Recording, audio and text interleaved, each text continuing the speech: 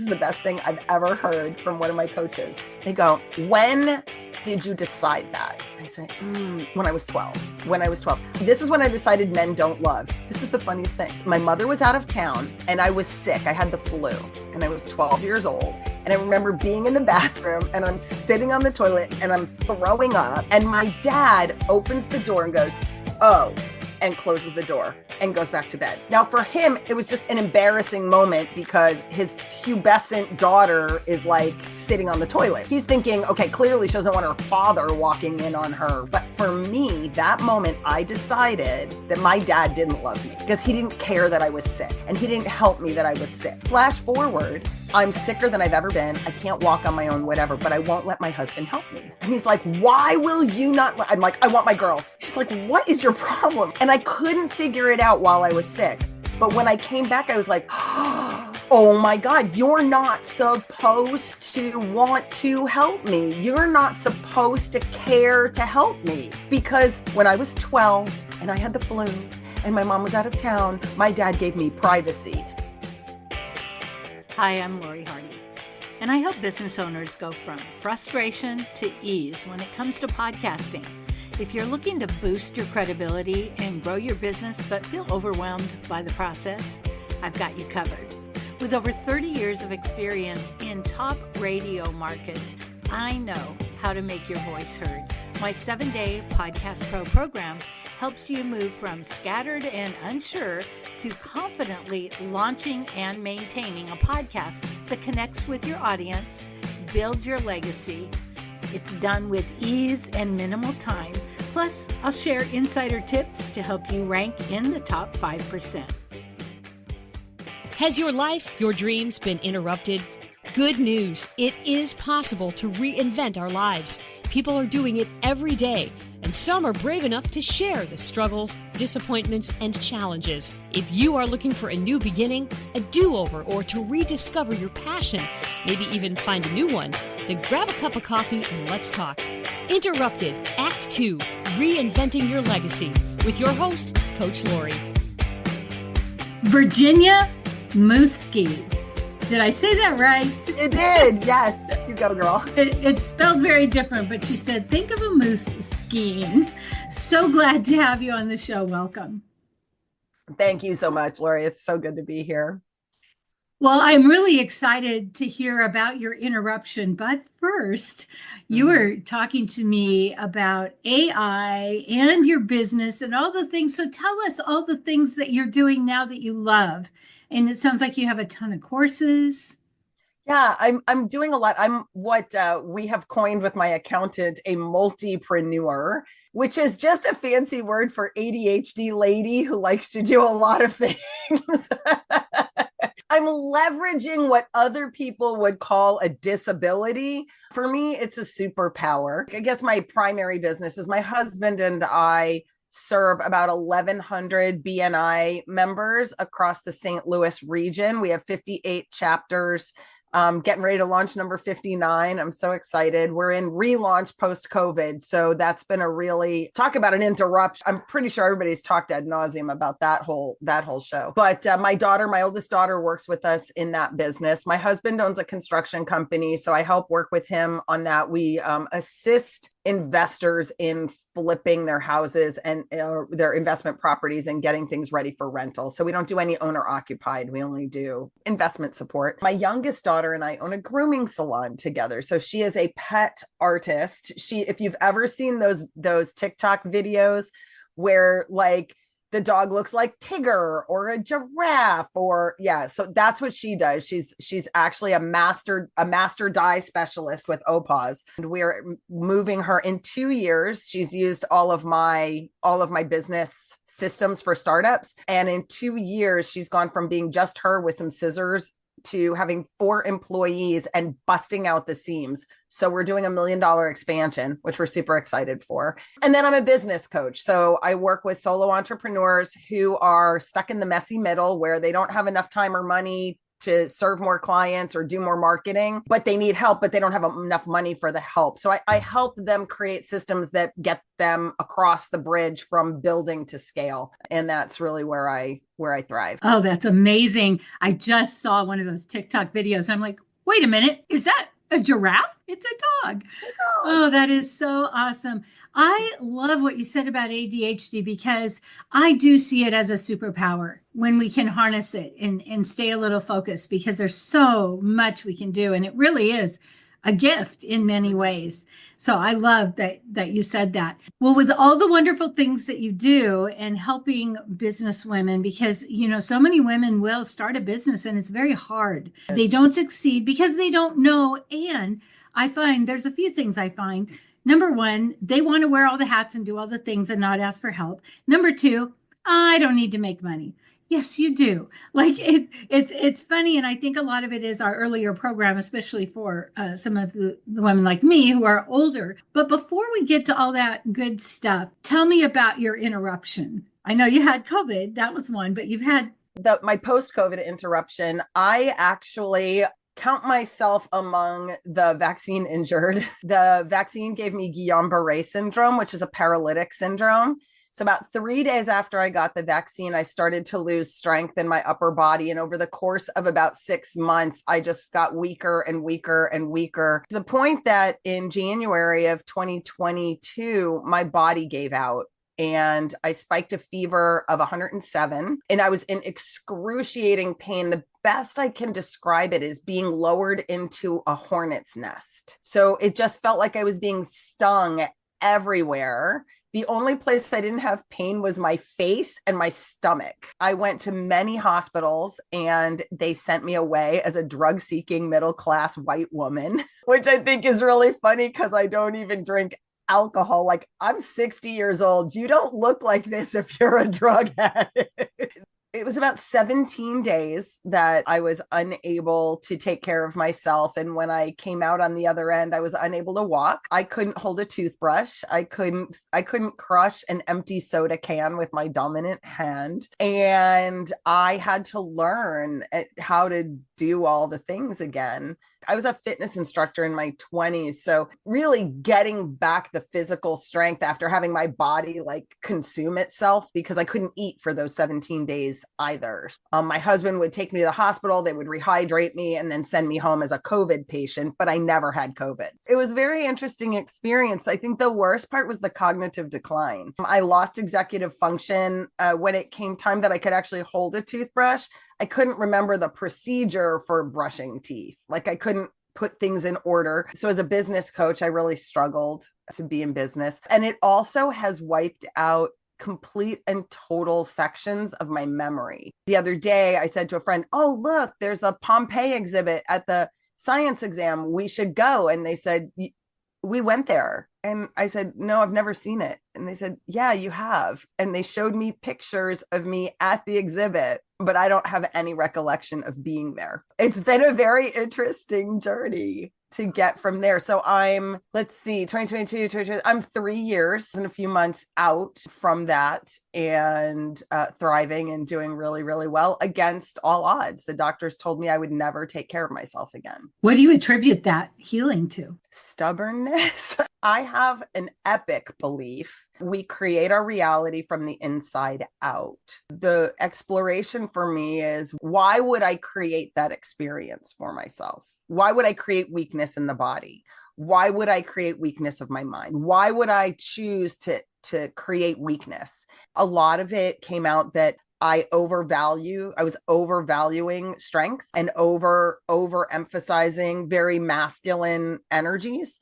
That imbalance, I was seeking a more feminine way of being, of showing up in the world. I've been seeking that for quite a while through therapy and coaches and all sorts of things, but never really being able to tap into that because my protective mechanisms were so dialed in. When you strip yourself of the ability to even take care of yourself, I got a huge secondary gain, because now everybody had to take care of me. No one could depend on me for anything because I wasn't physically or mentally capable of taking care of the whole world. So guess what? Over a period of 2.5 years, the entire world figured out how to take care of themselves. And I figured out how to let them. It was sheer force of will. It started out as anger and resentment, and that fueled the power and the will to do the thing. When the student is willing, the teacher appears. This beautiful man named GV showed up in a coffee shop, and I got introduced to him.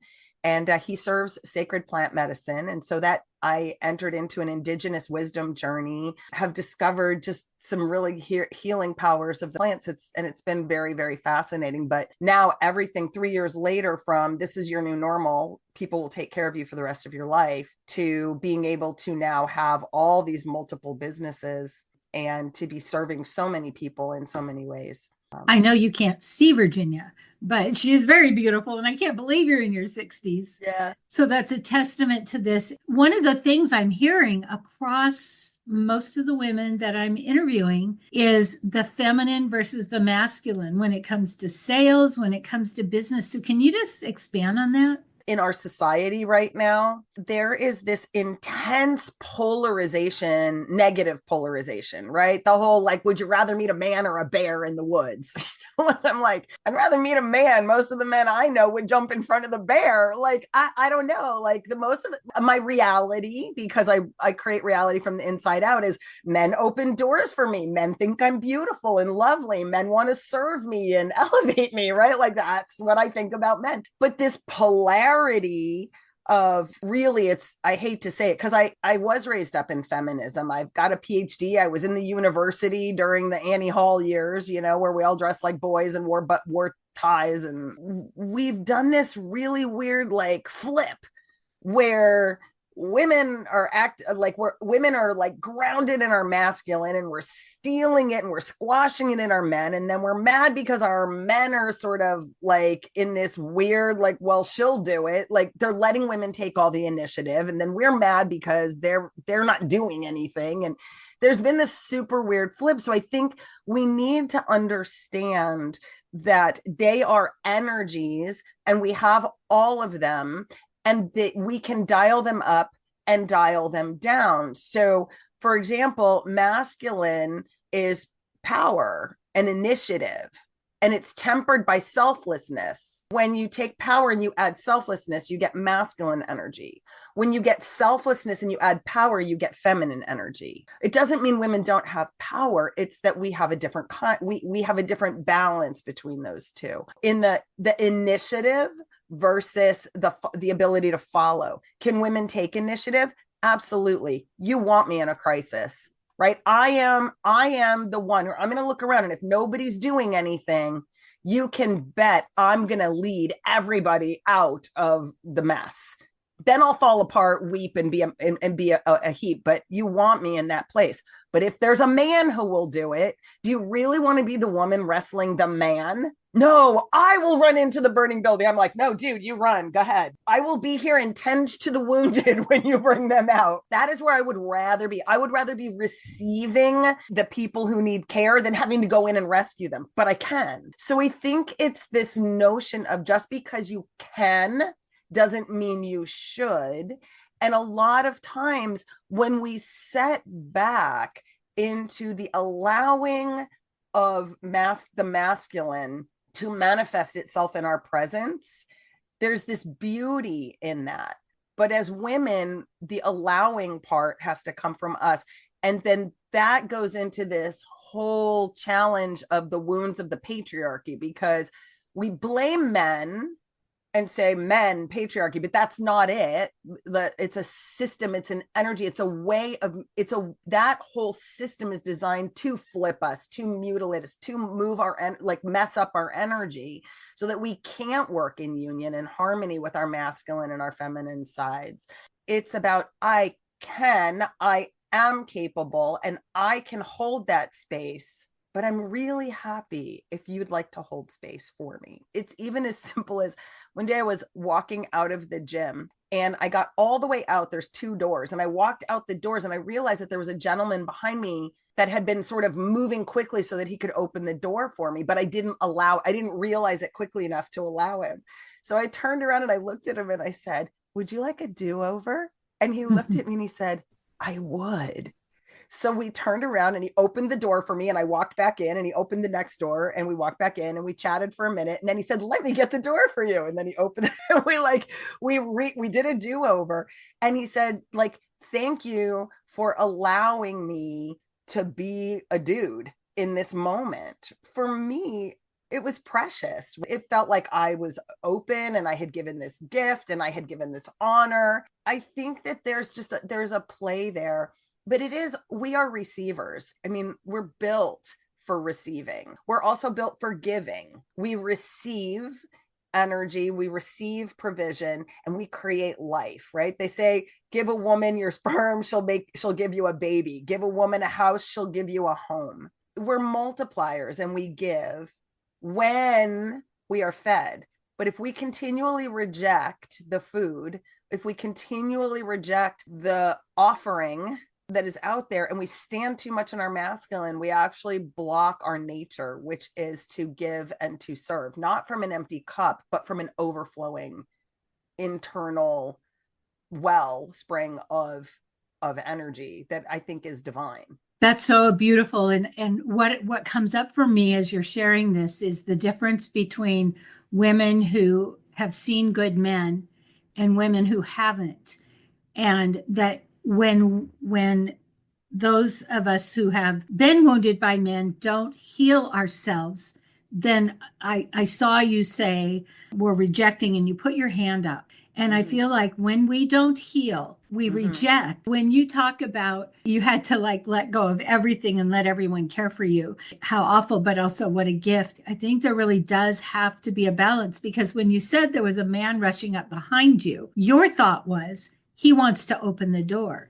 But the women I work with would be thinking, he's going to get me. He's hurrying. There's a real connection there. And if a woman is in business and she hasn't healed her inner self or wounds. This is really interesting because what you said women who haven't seen good men. Okay. About 7 years ago, I met a gentleman named Scott Conway. He is one of 1,300 grandmasters in a martial art. Like, he's the most dangerous man in the room, but he's the most innocuous, unobtrusive human that you would ever meet. You would never know that this man could take out the entire room in under 9 seconds. So, and I said to him, "Men don't love." We were listening to a song. It was one of the, like a Rascal Flatts song, like, "There she goes, goodbye." And I was like, oh, that's just such crap.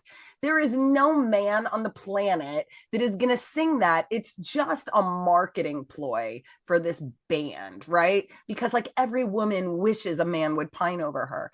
And he was like, "Are you serious?" And I said, yeah. He's like, "You've been married for like 30 years. I go, "Yeah, I know. Marriage is one thing. Love is another." Because we're wounded and we never feel filled. We've got the father wound, the this wound, the that wound, the boss wound. Like, we've got all the wounds. And we are taught in school by, especially, dang it, in the 80s in the university, we are like all like Margaret Sanger, men are bad, they're all taking advantage of you, all sex is violence. We're just like bombarded with that. So we have this programming in our head. And what is programmed in your head is what you see, because you manifest your world from the inside out. When you decide what to see and then you see it where it is.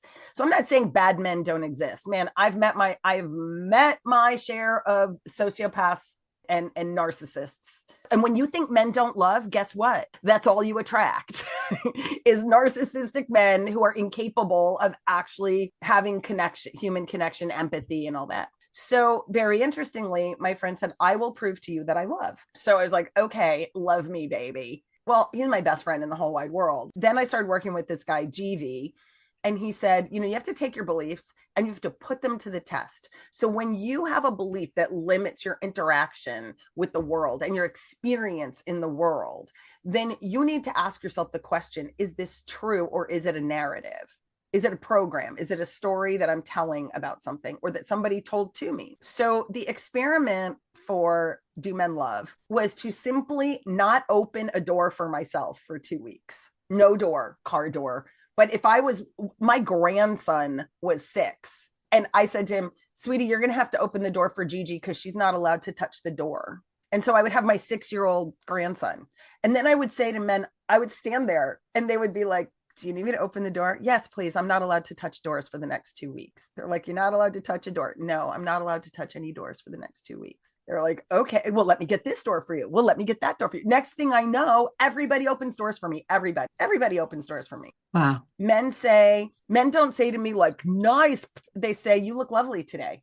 They stopped objectifying me and started seeing me. And then I started to notice how absolutely loving and lovely the men in my surround actually were. And I had never seen the loving ones, the kind ones, the ones who loved their women with a passion, who provided for them in amazing ways, who wanted to be better men. Suddenly the men in my masterminds are like breaking down because they don't feel like they're stepping up for their women. And, I'm like, what the heck? Like these men are expressing all of this desire to be this loving, generous, wonderful man. When you start to challenge your beliefs, and you know what? Let's be real. Yes, I was the victim of a sexual assault, just like pretty much everyone our age has had some form of being groped, grabbed, in some more violent than others. But that's one man. That's one. And then our nervous system goes, everything that looks like that is dangerous. If that were true, none of us would ever cook because we burnt ourselves on our mommy's stove. So all stoves are off limits. We learn discernment for certain things, but then when big things hit us, we don't take a minute to move that through the nervous system to make it happen. And I think it's so important to honor the wound. There's no doubt, I still feel the experience of my assault, that you can still rile that up in me. But it's the past and it's a story and it's a thing that happened to me 40 years ago. It didn't happen to me yesterday and it's not happening to me now. Probably not going to happen to me tomorrow either. The chances, if you look at the number of days that I have spent in 40 years where I have not been assaulted, it greatly outnumbers the one day. It reminds me of the airplane statistics. Like people don't want to go on an airplane because there's so many crashes. But honestly, when you look at the statistics. So this is amazing to me. I started this with, if we don't heal ourselves, if we don't get help, tell our story, but which I totally think is something every woman would benefit from. Mm-hmm. But also you presented it as a challenge. And so you were challenged by a man to do a thing that opened your eyes. So what would be a challenge you would give to us to help us maybe lay down our arms a little bit? Well, I think first of all, you have to discover the underlying belief. Sometimes it's really helpful to understand maybe where it originated, but the more I practice experimentation, the less I really care like where the belief came from. Because it could be pre-verbal for all I know. I don't know. So we spend a lot of time like, why? Where did this come from? And all of the energy goes into the genealogy of the wound, when really what we want to do is move the energy. It's highly somatic. So figuring out where it is in your body, breathing into your body, into that space. And we also need to understand that negative emotions are just emotions that require change. It's saying your body and your spirit and your soul are saying, we need to change this. This is not a place to stay. That's why it's uncomfortable. I don't want to stay here. Please get me out of here. Please move me through this. The key is to ask yourself at any time when you say to yourself, I can't move forward because fill in the blank. Ask yourself, how do I confirm that? So you take that belief and you find the direct opposite. I believe that men don't love. So how can I give men a chance to love me, to be loving, to demonstrate and I'm not talking about eros, romantic love. I'm just talking about being a loving human, a human who is kind to another human. How can I open up space for that. And mine was, it was like that. My coach was like, what are you willing to do? Because you have to be willing. How much of a risk are you willing to take to test the belief? And I said, I will let them open doors for me. And he said, so if enough men open a door for you, you will begin to believe that not all men are assholes. Like, can you believe that? So you have to challenge it. You have to come up with a way to challenge it, and then be willing to look for the opposite of the belief. Because if you're not willing to look, like, I want you to look for opportunities to let men love you. I want you to look for opportunities to let a prospect say yes. I want you to look for a way. My spouse, right? I would say, well, my spouse is not affectionate. He's not wired for affection. So then I just said to myself, okay, but I'm super affectionate, and physical touch is a love language for me. So am I blocking any of his attempts to be affectionate with me because I believe he's not affectionate? So then I started looking for the times that he was affectionate. I started putting myself like right in the position to give him the clue, like, I'm here, without necessarily taking initiative, but being inviting, giving him the opportunity. And then I started noticing it. Well, he's 100 times more affectionate than he was when I started looking for the affection, the moments when he was being affectionate. Last night, he said to me, do you want me to get you a cup of tea? Before, I would have been like, no, I'll get it. But now I'm like, oh, that's an offer of affection. That's an offer that he's making me to get up off his very comfortable couch at the end of a day and go to the kitchen and boil water and make me, like, yes, it's 5 minutes of his time, but he just made an offer. And normally I would rebuff those and minimize them. And now I just make them the symbol of, this man is affectionate for me. And that has changed the dynamic of the relationship. And that will hold for every single relationship that you have and every single thing that you want to achieve. Because one of the things I say is with my clients is to say that things are going to be good and then look for that, because it seems so ridiculous, but also often when we've been hurt or when we expect nothing's ever going to work out, then that's what we're looking for. This conversation has been such a blessing to me because it's so important what the story we tell ourselves is, and recognizing it. And kudos to you that you recognize, like a tea bag, when it gets hot, what comes out is what's in. And so when that man said, that dangerous man came to you and you said, men don't love, like, that's what was your inner thought. And you were brave enough to say it and then accept a challenge. It's so amazing to realize that you are creating who you are and what you want by your thoughts. This comes back to the very beginning of creation. God spoke and stuff happened.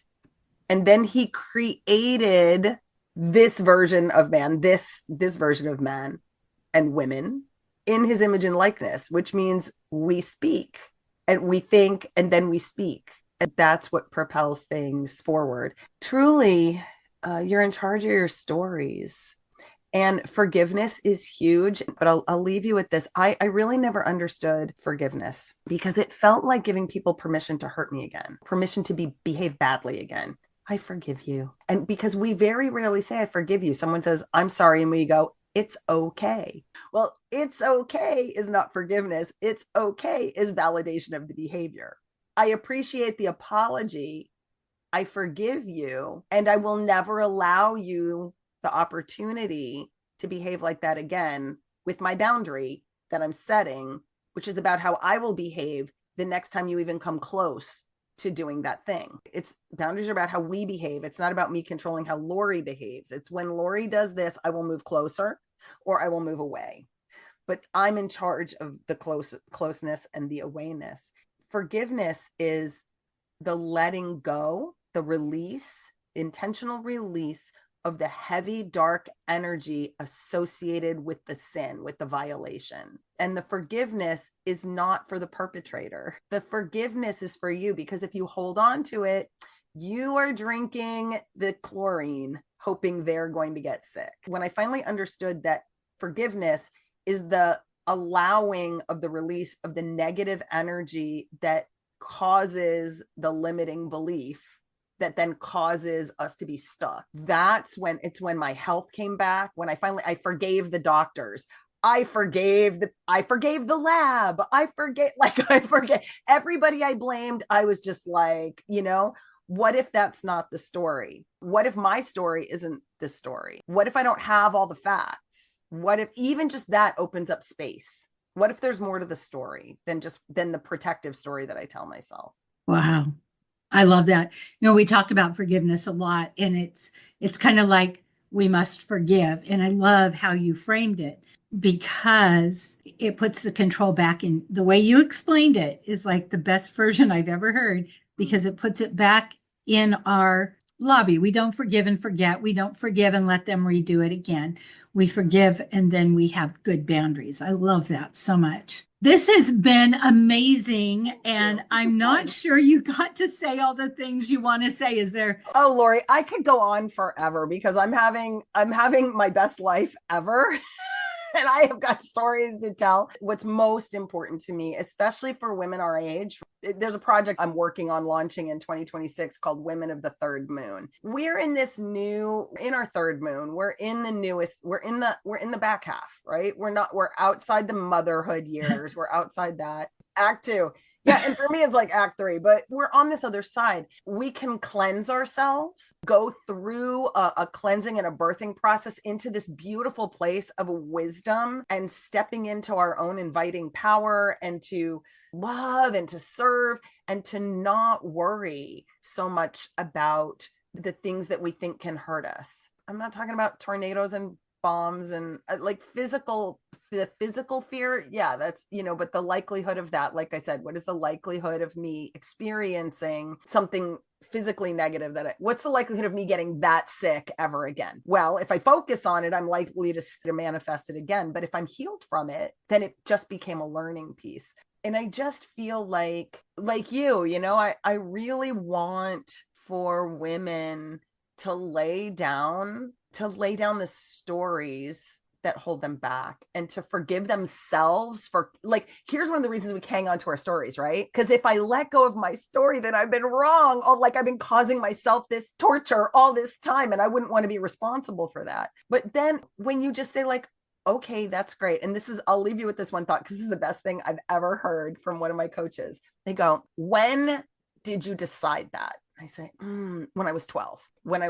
This is when I decided men don't love. This is the funniest thing. My mother was out of town and I was sick. I had the flu and I was 12 years old. And I remember being in the bathroom and I'm sitting on the toilet and I'm throwing up. And my dad opens the door and goes, oh, and closes the door and goes back to bed. Now, for him, it was just an embarrassing moment because his pubescent daughter is like sitting on the toilet, right? So he's thinking, okay, clearly she doesn't want her father walking in on her, whatever. But for me, that moment, I decided that my dad didn't love me because he didn't care that I was sick and he didn't help me that I was sick. And right? Flash forward.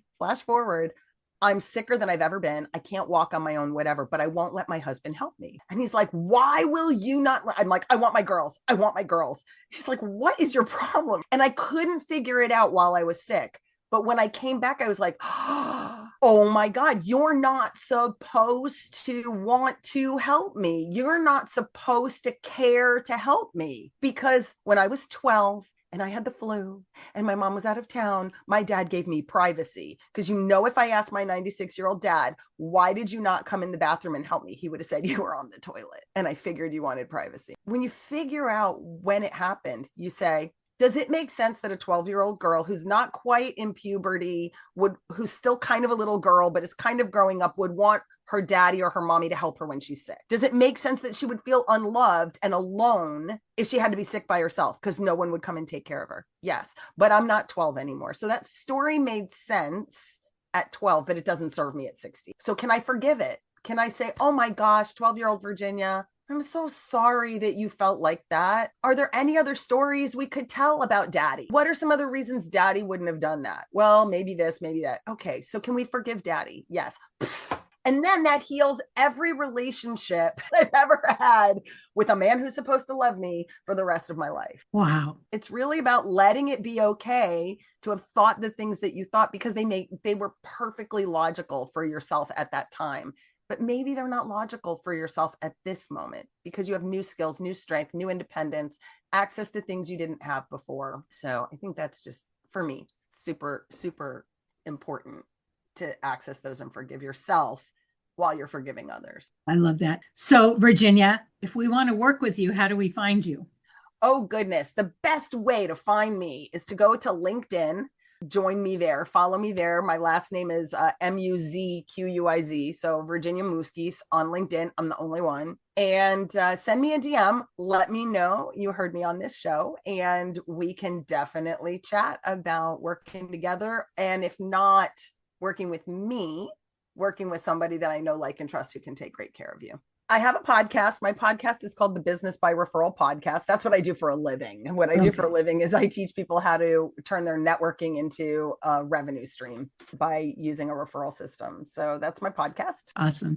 Okay. You sort of told us what you want us to know, but I always love to end with we covered ground probably you and I didn't even think we were going to cover. So what is it, as we wrap up, that you really want us to know? I think the most important thing is that your life is being created by you with every thought, conscious or below conscious, allowing yourself to think new thoughts, testing new thoughts, trying out new thoughts is the key to stepping into your wise woman and leaving behind the protective stories that you might have needed in your mother years, in your maiden years and your mother years, and really stepping into wisdom is all about questioning everything you've done up until now and then starting to do the stuff that serves you. Thank you. Thanks for having me on. If you love this podcast, here's a big ask. Will you share with your friends and family, subscribe, give us a review, and a 5-star rating so that others looking to reinvent their lives will be able to get the help they're looking for? Thank you in advance.